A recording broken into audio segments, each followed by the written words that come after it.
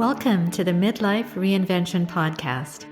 I'm your host, Kavita, and the founder of Power Purpose Play, a global community of women in midlife. I'm here to tell you that it's your time now to rediscover what has always been inside of you and bring that out into the world. If you're wondering what's next, but don't know quite what that is, or if you feel a twinge in your heart telling you that you have so much more to do and so much more to offer, you're in the right place. Ask yourself, if not now, when? Do you want to leave your job, start your own business, take control of your health, reignite the passion in your marriage, write that book, or at least that first chapter? Transitions like this can be daunting, but through listening to my story and interviews with incredible women every week, I hope to inspire you to take action. I rediscovered myself after the age of 50, and I know you can too. It's my time now to help you do just that. I'm so excited you're here. Let's dive in. Hi, my dear friend. I hope you're doing well. I am recording this episode as we are spending a week with our extended family in a beautiful cottage or cabin in an area called Muskoka, which is just north of Toronto in Canada. It is such a beautifully serene and peaceful area full of lakes and forests. And I feel totally and utterly blessed as we have generations of my family here, from my parents, who are now great-grandparents, to our newest baby addition from my nephew in England, and of course, to the 2 dogs in our family who are enjoying the beautiful outdoors and each other's so much. Every day we enjoy the beautiful lake and the dock and swimming and playing games and laughing. And every night we have a feast, amazing food and drink, and just pure happiness and love everywhere. The gratitude in my heart is overwhelming, and I thank God not only for my family, but for the ability to share my thoughts and lessons from other women with you here on this platform. When I first started this podcast, I wasn't sure where it would go, but I find as we are now on our 64th episode, that is something that not only feeds my soul, but hopefully resonates enough with you that you enjoy it every week and will share it to those who you feel will benefit. For today's episode, I thought I would share a recent article I wrote for the amazing online publication called Cool Life. That's Kuel Life. I thought it was appropriate to share here because I think the topic of confidence in oneself is one of the most important things we can build as we approach midlife and beyond. The article I wrote was called The What, Why, and How of Building Confidence in Midlife. As you know, over the last several years, I've had the honor of interviewing countless women who have faced adversities and challenges in their lives, yet have somehow managed to move past those challenges to become even greater versions of themselves. I've often asked myself, what has made these women different? What secrets do they have? The answer always boils down to this, and that is confidence. Each of these women believed in themselves, believing that they were capable of doing whatever they set their minds to.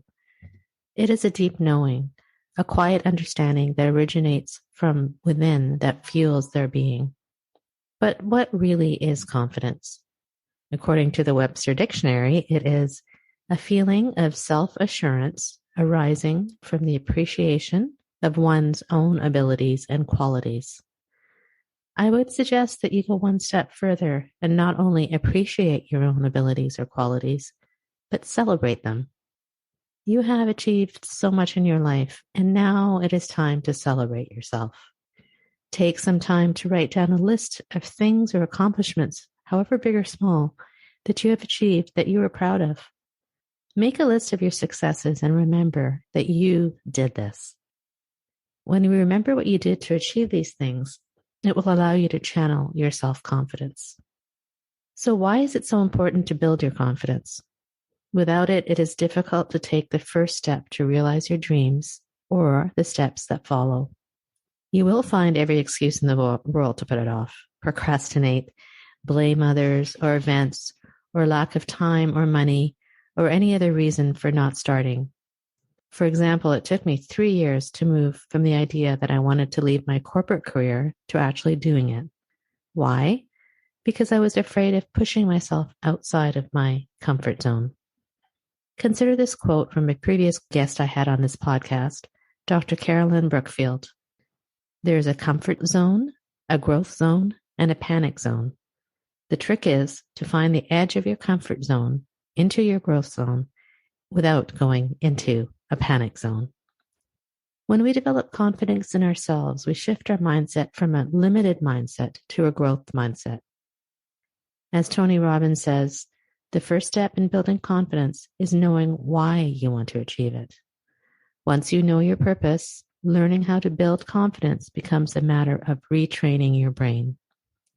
He goes on to say that confidence is not something people are born with. It's something you must create. Building confidence creates the feeling of certainty that you can accomplish what you set out to do. So what holds us back? In a word, is fear. If you don't have the courage to face your fears, you will not develop the confidence to move forward. It's really as simple as that, but of course, not simple at all. Another common theme that I've uncovered and that I've experienced myself is that to develop courage, we must act despite our fears. Acknowledge the fear and recognize it is there, but make a decision. Am I going to let this fear paralyze me, or am I going to use this fear to fuel me forward? Think of the analogy of sitting in your car.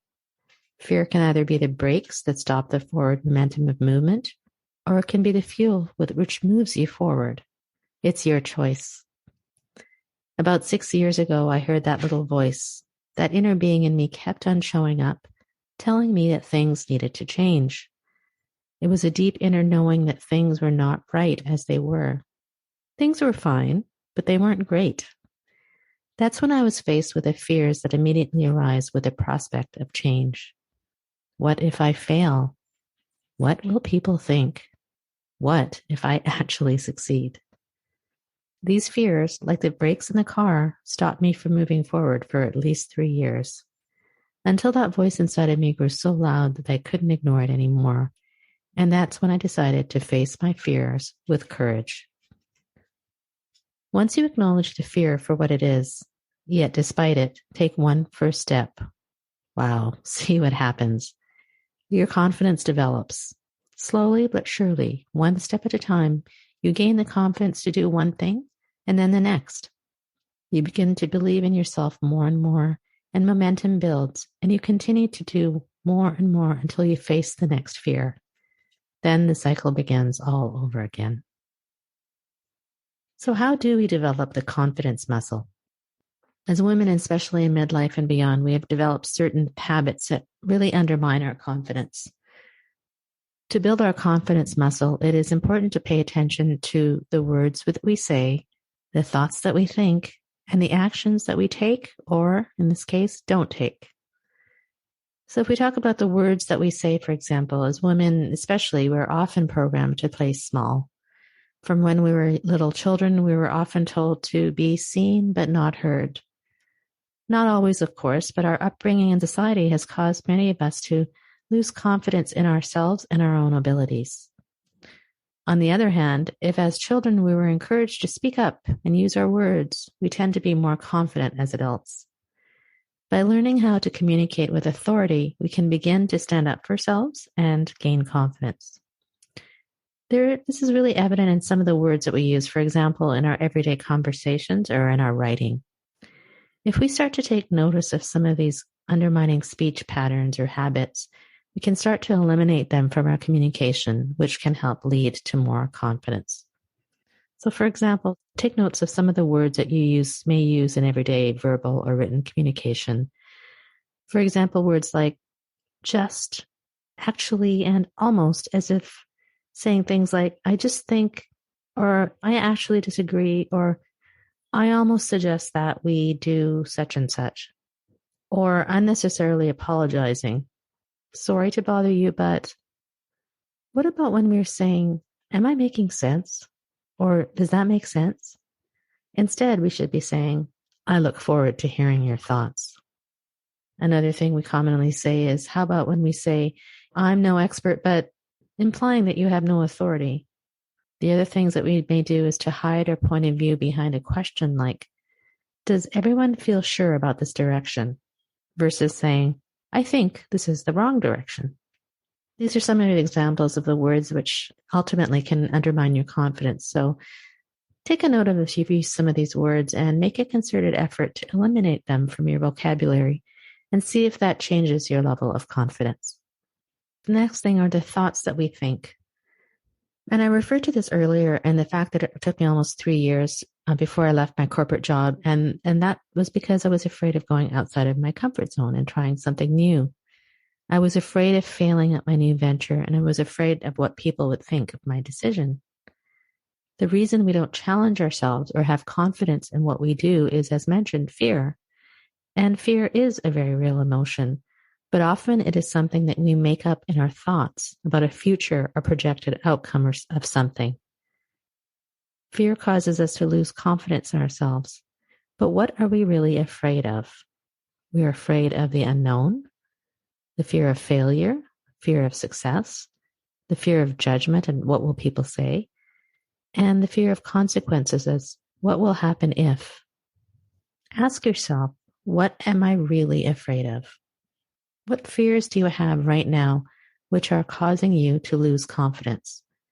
Are these fears imagined or are they real?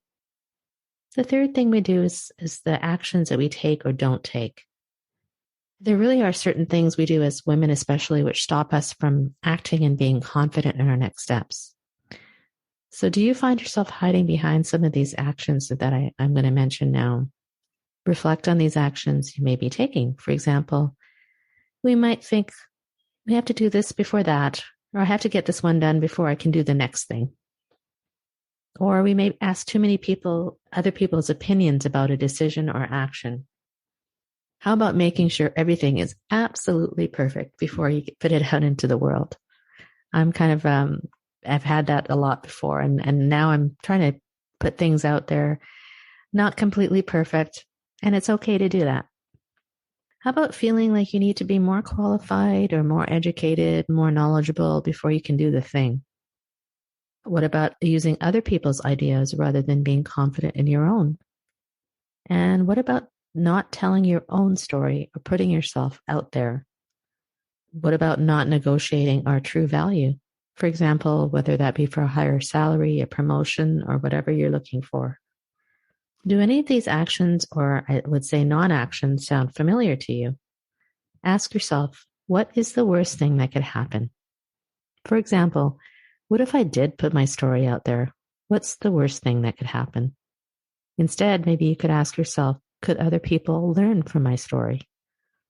It was difficult for me to put myself out there in this so public way, but now I'm realizing how great it is. And if people resonate with it, and if even one person learns from it, then it's a good thing. I'm really here to tell you that the words that we say, the thoughts that we think, and the actions we take are important. By realizing some of these things that we do in our lives, we can begin to reverse them and become more confident in ourselves so we can act on our goals.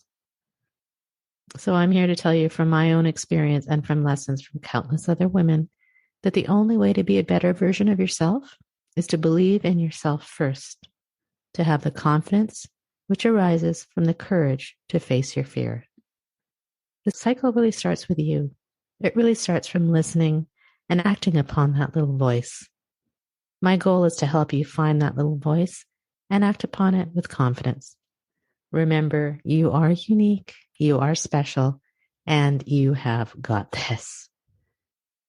If you're interested in receiving more practical tips on how to gain your confidence, you can look at the show notes and download my free 28 days to building confidence tips, which are, as I said, in the show notes. And from that, you can also watch my daily videos, which accompany the daily tips. To learn more information on how to move from that little voice to a plan of action, let's chat. As a certified core energy and life transition coach, I can help you develop the confidence to rediscover who you are, what you want, and how to get there so you can be the most fulfilled you have ever been. Contact me. The information is in the show notes, and you can always book a complimentary coaching consultation with me. As I said, I'm here for you, so don't hesitate to reach out. Enjoy a beautiful week, my friend, and remember to enjoy life's precious moments every single day. Cheers.